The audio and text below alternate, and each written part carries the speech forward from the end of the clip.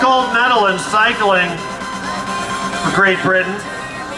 Yellow jersey in the Tour de France 3 times. The Golden Fleece, the Melageur on his shoulders. 3-time world champion and 3-time the world record holder for the hour on the track. His final act as a pro was beating Eddie Merckx. So when you see Boardman lately, you've had the Brownlees on it, you've had Pete Jacobs on it, but back in the day when you were racing with Gann and a few other of those old school teams, how was it? That was just after the invention of colour television, and yeah, it was an awful long time ago. And when you say I beat Eddie Merckx, for a minute. When you say I beat Eddie Merckx, we should probably point out it was Eddie Merckx's record because he was about 65 when I was riding a bike, so it wouldn't have been much of a competition between the two of us. But it was one of his records. That was the last thing I ever did. Yeah. So for many years, you know, working with the Great Britain in the Olympics, you had 2 Olympic cycles come and go. They said, here's an open budget. Go find out how to make things more aerodynamic. With us on the main stage, Chris Boardman. He's about to unveil a new bike, but let's just talk about your background and how that ultimate budget really helped you dial in what we're about to see. Well, we were really lucky because we invested in sport with lottery funding, and I led the research and development team for 9 years, and that meant that I was spending up to sometimes a week a month, every month for all of that time, just in wind tunnels. And the beauty of it was, because it was all about performance, Olympic sport, national teams, there was no necessity to have a commercially viable product at the end, so we could just go and look at performance and absolutely nothing else. So it's a fantastic opportunity, and one that's, I think, is probably unique. Tell us about what we're about to see here. This is many 4 or 5 decades in the making, and you know, there's a lot of hocus pocus out there, you know, throw different colors and make it look nice, and it doesn't really help. It looks cool, but talk about how your bike is different than others. There's a lot of good, I mean, what we've just been talking about, wind tunnels and the R&D program, I can't use any of that information, and I can't tell you what that was worth other than to say it was significant. What I did learn while we were doing that, I learned an awful lot about where not to look, what is hocus pocus, what is not really any performance advantage, and we learned a lot about what tools were really good to use, which ones really helped them and told the truth, and I learned the people to work with. So in the development of this bike, I've been able to use one of the engineers and one of the aerodynamicists from that program that we worked and developed for 9 years with, and that's had quite a big impact. So do you have a background in aerodynamics? No, I have a background in performance, so I think it's such a specialist area. You need to bring somebody into your team for whatever product you're developing at the time, so you needed a real cutting-edge aerodynamicist. We use a guy called Rob Lewis, who's worked in F1 for 20 years, so his expertise was invaluable. I think the other thing that was really useful bringing somebody in from the outside is they don't know what you can't do. And I found time and again that the people who came up with the new ideas weren't the cyclists, weren't the triathletes, they were the people who didn't know what you can't do, and they asked the best questions. You know, racing as a pro, how did your experience help with the design that we're seeing today? I think for me, well, I understood performance first approach really. So aerodynamics, 80% of your energy or more is just pushing air out of the way. So aerodynamics is absolutely everything. But having said that, the environments I used to work in, you needed a bike that was practical. You needed something that was definitely going to work. You needed brakes that work. You needed to be able to maintain it. So it had to be a practical, usable machine. And that's really, those lessons have stayed with me.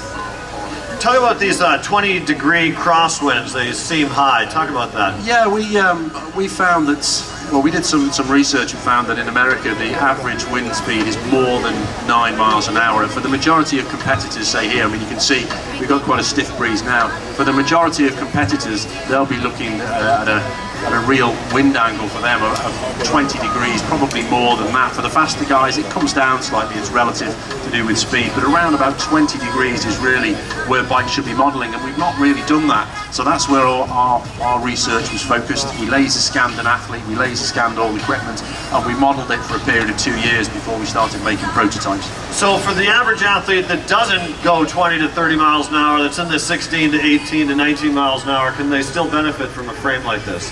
Well, I think, I mean, it's ironic really. If you go slower, it also means you're out there longer. Some of these guys will be out there 5, 6 hours plus, and that's an awful lot of time. So if you think of it in terms of the percentage, the actual chunk of times, rather think of it as actual time saved, it could be more than the faster athletes because they're out there longer. So it's all relative to the individual. So Pete Jacobs, he'll be up here in a moment. He's been on Boardman's for a few years. Talk about the bikes that he's been on and what he's going to be on Saturday. Well, Pete's been really helpful. I met Pete over in Australia and talked to him about the demands of the event, and that was very, very useful for me. We use Pete's geometry to actually model the first bike, so he gets the first bikes and we get feedback from it. And he helped us develop the bike that he used. Certainly we're not taking any credit for what Pete's done, but let's just say he went quicker, not slower, so that's got to be a good thing. So that for us was a great foundation from which to build, and this bike that you're about to see is 20% better than the one that Pete's using. Nice. What are you working on now? Well, there's a lot of stuff that's gone into this bike, so loads and loads of detail. We still haven't finished. Some of the stuff we haven't been able to get ready. The bike itself is ready to go. There's some other parts to go onto this that I can't tell you about, but they'll be following on shortly, which we're quite excited about. And also, I mean, for me, this is old because I've been working on this for 2 years, so as soon as this becomes real, we're already thinking 2016 and wholly new ideas, and that's what I love about it. It doesn't stop. There is no that's it, it's done. There's always more thinking. Kona, how you guys doing? All right?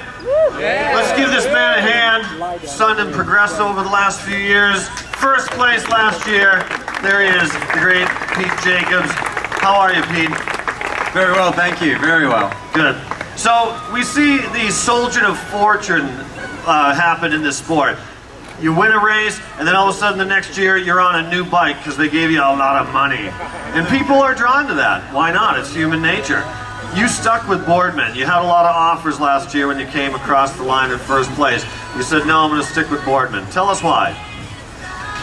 Well, Boardman were the first company to approach me a few years ago and said, you know, we see your potential, you know, and this was before I got, you know, second, just when I was cracking the top 10. We see your potential, and I said, well, this is what I'll need to help get me there and help me leave the team that I was with at the time. And they took the chance on me, and sure enough, I came up with the goods, second, and then winning it. And you know, to have someone come along and back you with that sort of confidence really means a lot to an athlete. Confidence is the most important thing to an athlete, so that they can just focus on what they're doing and not waste time with doubts and worries and things. And of course, just having such a good relationship with Boardman and being their number one guy, you know, is a big part of it. I don't want to be just another number and just kind of, yep, here's the bike, it fits everyone, there you go. But actually to get asked, you know, what fits you and how's it work best, and to be working with a guy like Chris is pretty special. Talk about that relationship. You know, Chris has spent so much time on the saddle. This is such an individualistic sport. You're swimming by yourself, biking by yourself, running. You're wondering, am I on the best equipment? He's spent so much time in the saddle, and his heart's been in the right place with passion. Talk about what it's been like to work with someone like that, who's taken so much of the effort and burdened it. You don't have to be burdened with that. Exactly. That's exactly what Chris said before. You know, he found out what he didn't need to bother wasting their time looking at. They found out what wasn't aerodynamic, or what it didn't matter. And that's kind of like with I found out with me riding my bike. I found out what really matters position-wise, where to just hold a little thing like what to do with your shoulders, or what to do with your body, or things like that, and how to have the bike set up. Just a few simple things that just really just makes the pathway so much clearer in your mind, and it just makes it that much easier to go out there and ride and feel good on the bike. You know, when you've had such sound answers from a guy like Chris, you can sort of ask him anything and he'll give you a really good answer, and kind of knows everything. Yeah, over a few adult beverages you might have heard some stories. Is he good about telling stories about wearing the yellow jersey in the Tour de France, what it was like in the 70s racing for Dan? Actually, we haven't. The 70s! Sorry, 80s. What a hard life, that's what I look like.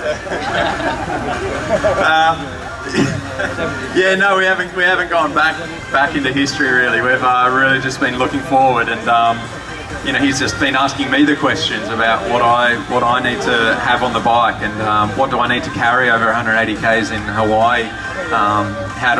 What sort of comfort, you know, what sort of position can I hold, And you know, he's been looking at all those other things, all those other areas of where to, you know, sort of what can we do to make it easy to carry the fuel and stay hydrated.